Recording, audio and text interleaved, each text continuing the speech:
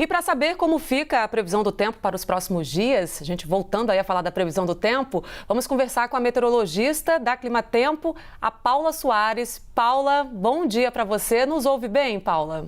Estou ouvindo bem. Bom dia para vocês, bom dia para todos. Vamos lá, então. A gente começa perguntando como é que fica, então, a temperatura nos próximos dias? Vamos ter que tirar de vez mesmo o casaco, guarda-chuva do armário? Conta pra gente.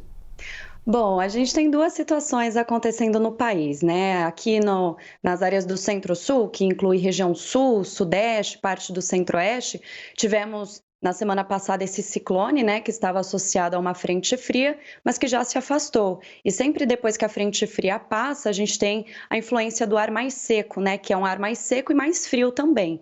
Então, hoje, até segunda-feira, ainda não tem previsão de chuva na maior parte da região sul do Brasil. A gente acabou de acompanhar, inclusive, a reportagem, né, lá da Repórter do Sul. O tempo estava bem aberto, então não tem chuva para os estados do Sul. Aqui para São Paulo, em grande parte, ainda não chove. Mato Grosso do Sul, região ainda de Brasília, essas regiões ainda seguem com o tempo firme. Vai voltar a chover na terça-feira, porque aí sim vai avançar uma nova frente fria. Então, começo de semana com tempo firme no sul, em parte do centro-oeste e do sudeste também. Enquanto isso, as áreas do norte e do nordeste do Brasil estão mais úmidas, né? Tem muita umidade. A região de Salvador agora está até com o tempo aberto, a gente acabou de acompanhar, mas nesses próximos dias teremos a intensificação das instabilidades. Então, vai voltar a chover em todo o litoral do Nordeste, na região norte do Brasil também. Então, as áreas mais ao norte do país é que tem chuva forte nesses próximos dias. Na terça chega a frente fria no sul e na quarta-feira ela avança para o sudeste também. Então, comecinho de semana frio ainda nessas áreas, sem chuva, mas já voltando a chover aí com a chegada de uma nova frente fria. Ô, Paula, quer dizer, então ainda não é hora da gente guardar o casaco, né? E eu queria saber se essas frentes frias já são realmente o prenúncio, a chegada definitiva do inverno nessas regiões, ou se são casos pontuais ainda, se a gente pode ter esperança de esquentar um pouquinho mais a temperatura, ou se não, já vamos encarar e enfrentar esse inverno de vez.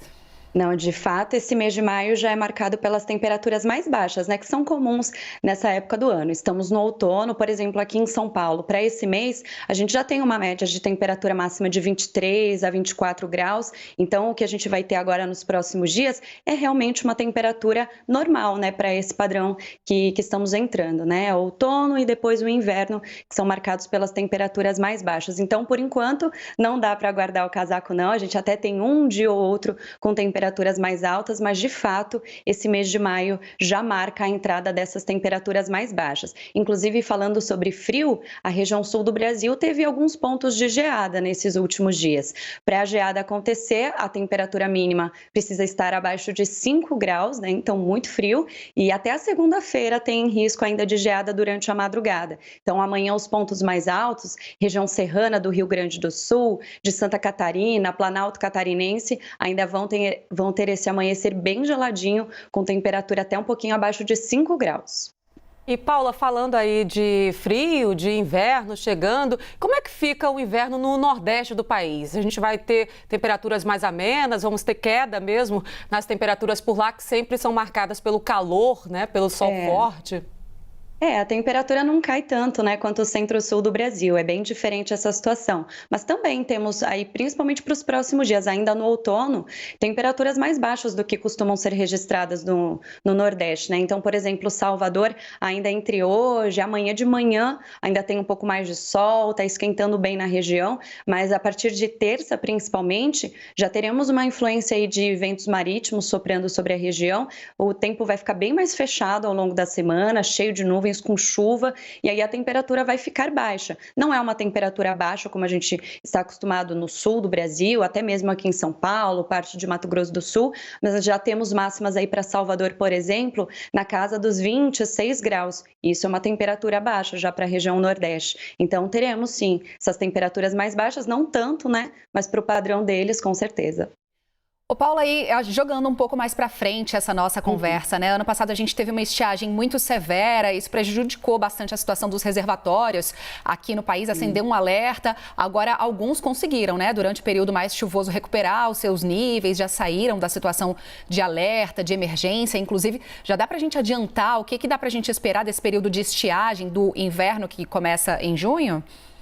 Infelizmente ainda não é uma situação muito animadora não, viu? Porque até mesmo no período chuvoso que a gente passou, né, a primavera passada, o verão também, a chuva ajudou algumas regiões, mas ainda não aconteceu de forma generalizada e com volumes tão altos como a gente esperava, né? Então agora, entrada de outono e de inverno são estações mais secas e a gente de fato prevê um volume de chuva bem mais baixo para o centro-sul do Brasil, em especial essas regiões, né? Os 3 estados do sul, o sudeste e o centro-oeste. Então, essas regiões até terão influências de frentes frias, de sistemas que provocam chuva aí nesses próximos meses, mas o volume já é bem mais baixo. Então, inclusive, são meses bons para a gente fazer economia, né? Para a gente economizar água, porque falta sim, falta água. Sem dúvida. Paulo, agora, a gente dá para relacionar essa questão de falta de chuva, diferente com as mudanças climáticas pelo mundo? Essas mudanças já vêm alterando as estações do ano, outono, inverno, como é que ocorria antes, está ocorrendo agora?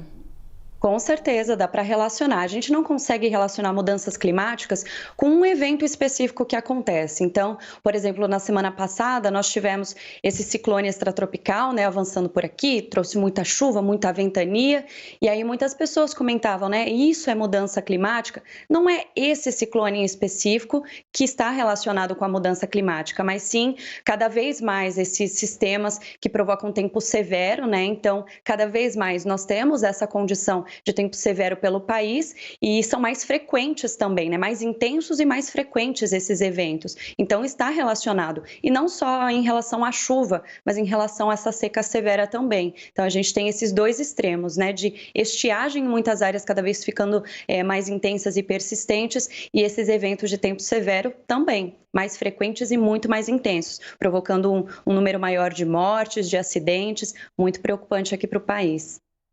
Preocupante no mundo inteiro, né? O que a gente vem fazendo com o clima. Paula, obrigada por nos atender aqui neste domingo. Feliz Dia das Mães para você também. A gente conversou com a meteorologista da Climatempo, Paula Soares. Bom domingo para todos.